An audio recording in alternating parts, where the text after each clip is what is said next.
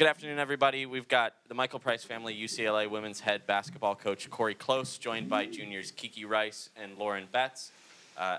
As for your notes, Lauren had 33 points, which is a career high, and surpassed 1,000 career points tonight. When you're ready for an opening statement, Coach. Yeah, thank you all. This has been such an incredible mecca for women's basketball over the years, and a lot of that thanks goes to you all.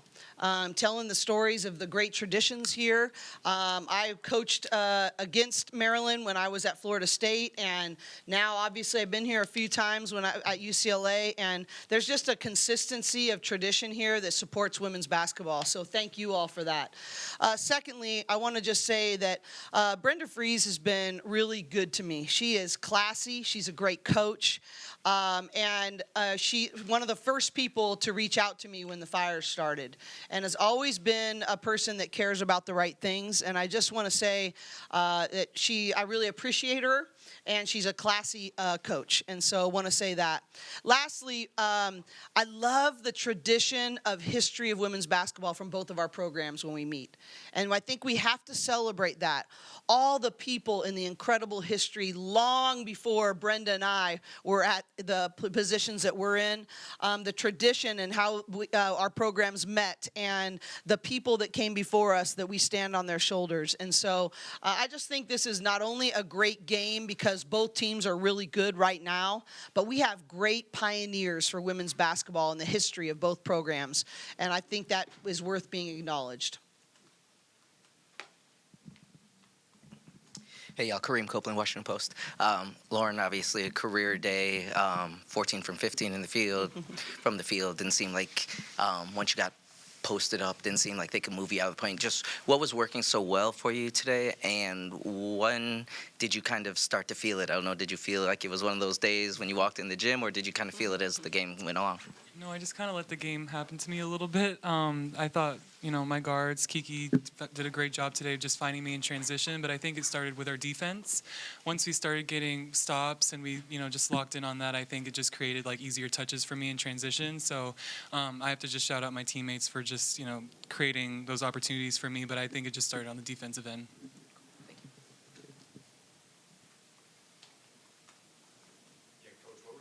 Factors defensively in limiting Maryland's second half separation on the offensive end?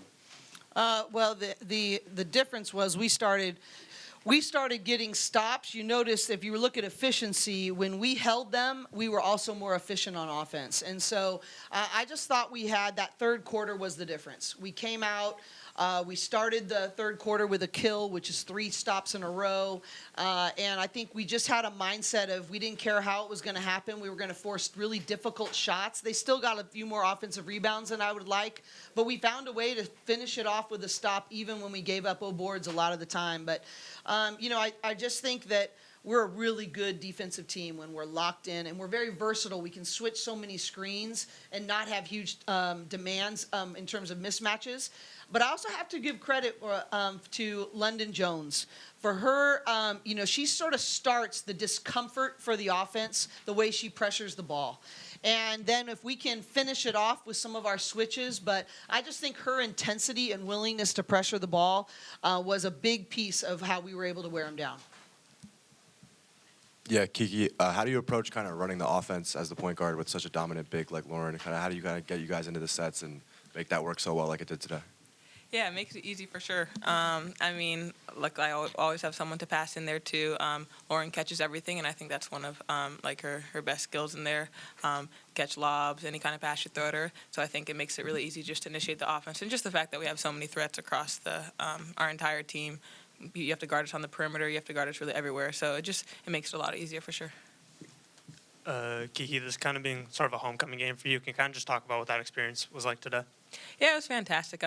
Growing up in Maryland and going to camps here, I've played here so many times just growing up, and middle school, even before that and everything. So it was really exciting to see so many of my family and friends come out here. And, given that we have 3 people from Sidwell, this high school that I went to, on this team, it was really special because a lot of people from our high school came out, and just so many supporters. So it was really awesome to get to play here. Do you know how many friends and family you had here today? I don't know exactly. I definitely had a lot, though. Yeah, a lot of people. Great. What was the conversation at halftime that kind of led to you guys coming up and really getting those stops in that third quarter?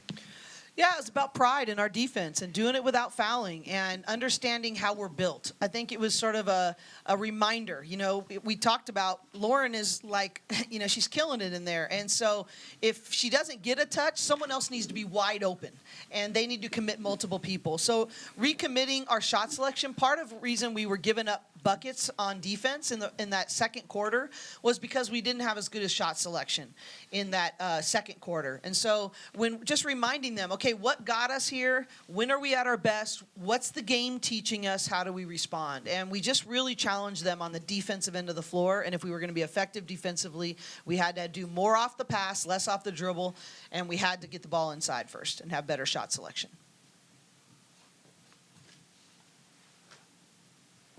Got a couple from the Daily Bruin. Lauren, first and foremost, congratulations on reaching 1,000 career points. How does it feel to hit such a major milestone? What does it mean to you to accomplish that in less than 2 years at UCLA? I mean, thank you. It's kind of crazy, but again, like I couldn't do it without my teammates and my coaches. I think my coaches just do a really great job of putting me in the best positions to do what I need to do. And honestly, the points will come, but I think that it just kind of goes with the flow of the game, and I don't really try to force anything. I just think I try to do what the team needs me to do, and so just really thankful for the people I'm surrounded by every single day. Coach, defensively, your team did a great job limiting Maryland to just 48 points through 3 quarters. What did you see in your team's defensive effort tonight, and how important was that in securing the win? It was everything. And I think that we have so much more growing to do on the defensive end, honestly. I think that's we could be so much even more dominant than we are. We still have lapses about when we talk, how we just read the situation on the defensive end of the floor. And so, but it's got to be huge. And we have to, as many weapons as we have on offense, we can't find our identity there. Our identity has to be with defense and rebounding. Those are the things that are going to carry us where we want to go come March. Kiki, since your return, you've had a strong start to this season. Tonight, you contributed both as a scorer and a facilitator. How are you feeling about your individual progress and the team's chemistry at this point in the season? Yeah, feeling really good about both of those. I think as a team, only undefeated team left in men's and women's college basketball, so that's pretty cool. And I feel good about the growth areas that we've been making and will continue to make. And individually, I just felt really good out there. I mean, I think it took a few games to just get used to playing after everything with my shoulder, but I feel like I'm in a really good spot. And yeah, I'm just happy with how everything's going. Coach, tonight's win marks the 5th-ranked win of the season, the first top 10 win of the season. How do you feel about the team's performance so far, and what areas are you still looking to improve as you move forward into the last stretch of the season? Well, I think just, finding our balance of chemistry, but how we get different kinds of paint touches from multiple people, just our efficiency on the offensive end. But more importantly for me, it really is about defending without fouling and defensive rebounding. I still think, and I've really quite candidly been challenging our guards. A lot of our 3s and 4s are the ones that are giving up. Our 2s, 3s, and 4s are giving up offensive rebounds. And it's just going to come down to how hungry we are to continue to choose growth and not listen. We are proud. I am really proud of that we're the last undefeated team, and they've earned this. And but I honestly just think we're just scratching the surface about how good we can become.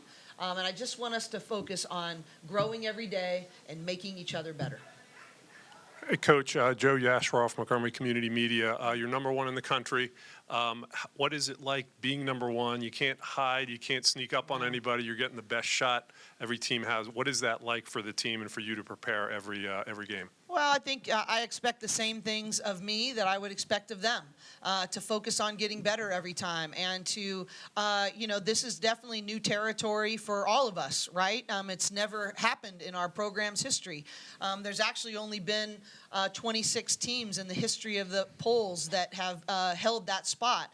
So I have a responsibility to seek the wisdom of others that have gone before me and been in these positions to lead. What is it like to lead from the front? But more than anything else, it's trying to stay present, focused, and shutting out the noise. Being number 1, I asked them the other day, how many of you guys have enjoyed being number one? And of course, their hands went up. I said, you want to keep it? Then have a bigger commitment to get better every day. Have a bigger commitment to play in the present, to not think about the future, to not think about the past, but to be totally committed to how do I give to my team and get better today. And I think as much as we can stay focused in that in our leadership, as well as our standards we hold them to, I think we'll be just fine.